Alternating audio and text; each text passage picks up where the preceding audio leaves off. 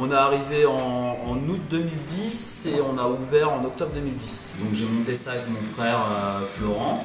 Et à la base, on a grandi et vécu à Paris où on avait trouvé des lieux un peu similaires avec des choses qui nous correspondaient, d'autres un peu moins. Et pas mal influencé par le Lazy Dog, Artazar, OFR ou le Palais de Tokyo. On voulait réunir une partie librairie avec pas mal de magazines, avec des petits accessoires, du livre en graphisme, design et tout ça. Et avoir une côté galerie parce que j'ai fait des études justement dans tout ce qui est événementiel. J'ai fait pas mal de peinture avec des expos et tout ça. Donc je voulais avoir cette partie galerie en espace laboratoire, kiff et voilà. Donc voilà, maintenant 2 ans et demi, pas mal de projets, des belles rencontres et plein d'autres choses à venir. Ouais. C'est très chouette d'être en stage chez Data. Ah, c'est nickel. Non, après, il n'y a pas que de l'art urbain. Maintenant, je suis issu d'une génération qui est passée par le graffiti, qui est passée par le skate, qui a fait du pignon fixe parce que c'est hyper branché. Aujourd'hui, je fais du bike polo, j'ai beaucoup de potes qui sont tatoués la tête aux pieds, tout ça. Donc finalement, je suis dans un environnement où j'ai grandi avec ça. Je suis un enfant X-Pack, tu sais, le mec qui garde. Donc je me vois pas mettre des chaussures de ville, avoir une sacoche, ou je sors pas d'un conservatoire ou un truc comme ça. Donc de base, je suis plutôt ouais, dans un univers assez street avec, avec de la basket, avec la culture de la basket, du jean, du t-shirt à logo et tout tralala. Donc ça se retrouve ici. Après, ça n'empêche pas d'avoir pas mal de modes, des choses qui datent du 17e, du 18e, d'avoir des cahiers de tendance, d'avoir aussi du design, de l'architecture avec des choses un peu plus rangées, plus propres. Et puis même dans tout ce qui est bijoux, on n'est pas sur du bling bling, on est sur du bijou accessoire, influencé art déco, vintage et tout ça. Donc non, je suis pas d'accord. Pas d'accord. Du freeze, Mr. Freeze. On le fait comme un fou. Ah ouais, ça c'est pas mal. Alors on avait trouvé un autre nom à la base qui devait être Texum. Texum, on l'écrivait T-E-X-V-M. La moitié des gens n'arrivaient pas à le prononcer, l'autre moitié disait TexVM et la troisième moitié. Trois moitiés, quand même. Trois moitiés. Texem. Donc à l'arrivée, on a eu une dizaine de jours. T'as vu, je fais des petites blagues et tout pour pimenter le truc. Pimenter. Non, parce que j'ai vu vos autres vidéos, elles sont un peu ennuyeuses. Ouais, ça va. Et donc voilà, donc TexVM ou TexVem, c'était imprononçable, donc on a eu 10 jours pour trouver un autre truc. Et effectivement, Data, venant un peu du graffiti, il y avait un délire avec les lettres qui était assez intéressant. C'est facile à prononcer, pour toutes les générations, facile à lire. Donc on était vraiment dans une optique de faire un truc simple, ce qui n'empêche pas d'avoir des courriers avec des datas avec un T, quoi. Mais voilà. Ah, ça c'est rigolo ça, monsieur. C'est rigolo les livres. Ah. It's fucking thing, you know. Coupé. C'est bon. Danse. Fais la deuxième scène maintenant, deuxième scène. Lève ton procalo. Ah, la scène lyonnaise. C'est une scène, on a averti, qui était assez difficile.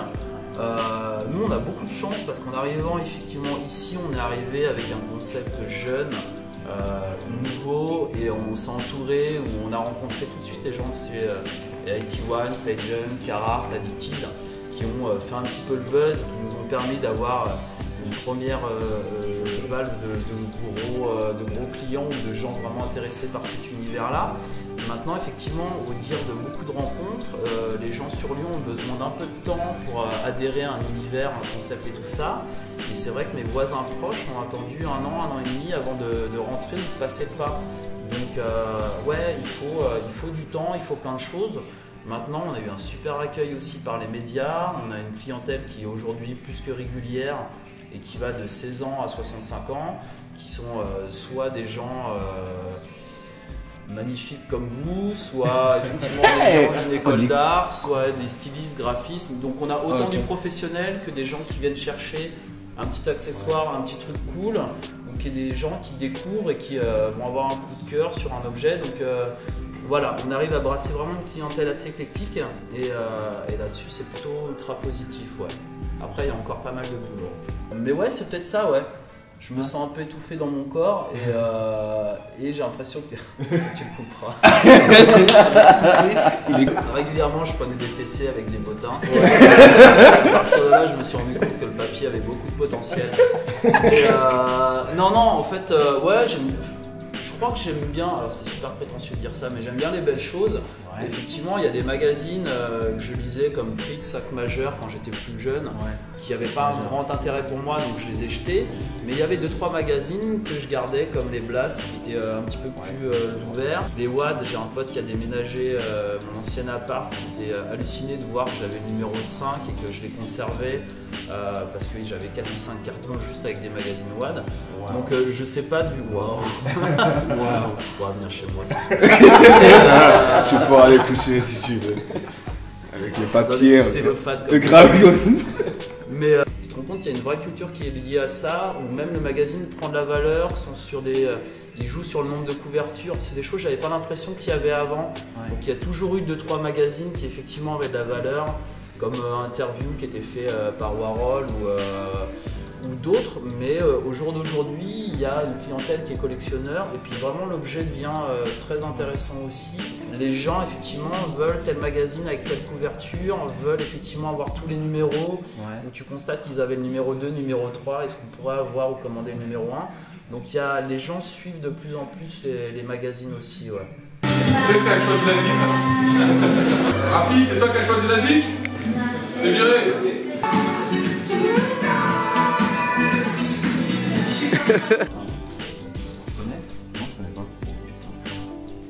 Pour les fans d'Elvis, donc tu visites la maison d'Elvis sous forme de pop-up.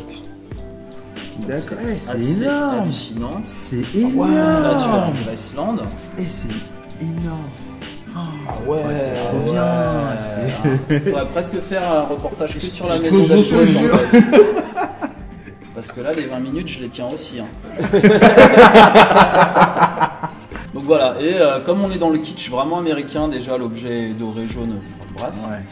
Mais tu vas jusqu'à la tombe de Elvis, parce que c'est quand même bien de finaliser le livre. Non. Bah si.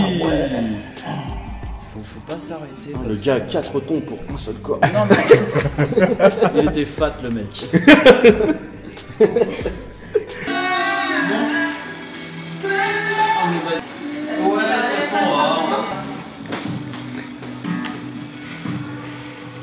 Et si je crois que je te sens pas là. Je suis allé voir Oxmo. Oxmo j'aime beaucoup, mais vraiment beaucoup. Je te kiffe. Et, non, pas de. J'ai pas de gens à qui j'aimerais ressembler ou de j'aimerais bouffer avec telle star avant de mourir. Enfin, non, mais il n'y a pas de. Ouais, tu fais juste ton truc. Ouais, après il y a. Non, il y a plein de gens ou plein de boulots que je vais kiffer, mais pas. Je pense que j'ai passé l'âge d'être fan de quelque chose ou de quelqu'un. Donc après, je vais apprécier le boulot, mais je vais le regarder peut-être d'égal à égal plus que de milieu à moi. Quoi. Ouais. Moi j'ai été élevé par des loups quoi. Ça aide pas quoi, toujours les gros espaces, tu vois, la verdure, c'est important pour moi. Mais c'est quelqu'un de simple et je suis quelqu'un de simple donc. Ouais, mais bon, enfin, ouais, c'est vrai. C'est mortel parce qu'effectivement, il a fait qu'une signature chez Colette. Donc, te dire que t'es le deuxième lieu, ça fait plutôt plaisir. Après, on a plein d'autres événements avec le FID des 1984 qui font des trucs super bien aussi en termes de carré de soie, c'est très graphique et tout. Et puis, on a un petit projet là en préparation. D'ailleurs, il faudra que vous veniez filmer, mais avec. C'est les carnets la compagnie du craft où on a 4 artistes, donc 2 graffeurs, 2 tatoueurs qui viennent faire des illustrations sur le carnet et tout ça. Et ça aussi, ça va être, je pense que ça va être plutôt sympa. Ouais. Cool. Tu filmes pas tout de suite, c'est ma grosse frustration. Je trouve ça génial. C'est un petit bouquin pour enfants. Là, tu peux filmer par contre. J'ai pas envie de me répéter. Désolé. Non, mais c'est un petit bouquin pour enfants justement autour du tatouage. Donc le graphisme, c'est une maison d'édition espagnole, le graphisme est génial. Dans un univers assez rock'n'roll, avec une illustration plutôt cool, un papier un peu jauni, format BD. Ouais, c'est vrai. Enfin, non, l'objet est vraiment sympa quoi. Et voilà, donc ça c'est une dernière entrée de la boutique que j'affectionne particulièrement. La barbe. Voilà. T'as la barbe toi? Ouais, je porte un peu la barbe, ça m'inspire pas grand chose. Non, quoi, c'est stylé, c'est ça? C'est stylé, le rappeur avec la petite barbe, super hype. Il vient la semaine prochaine. Non. Son regard. Mon père porte la barbe aussi. Il la porte bien? Ouais. Une grosse barbe, la barbe de. Ouais, j'ai envie de dire ça chatouille, c'est doux. C'est doux. C'est entretien. C'est une odeur d'enfance quoi. Parfait. Putain, tu finalises avec la barbe? Ouais. Ah purée, ok. C'est cool. C'est le nom de l'émission. C'est le nom de l'émission, la barbe. C'est nous en fait. Ah ouais? La barbe. Ah mais ça vous me l'avez même pas dit. Bah ouais, mais c'est fait pour en fait, c'est la surprise. Ah donc on n'a pas de barbe, mais c'est le côté du 7. La barbe.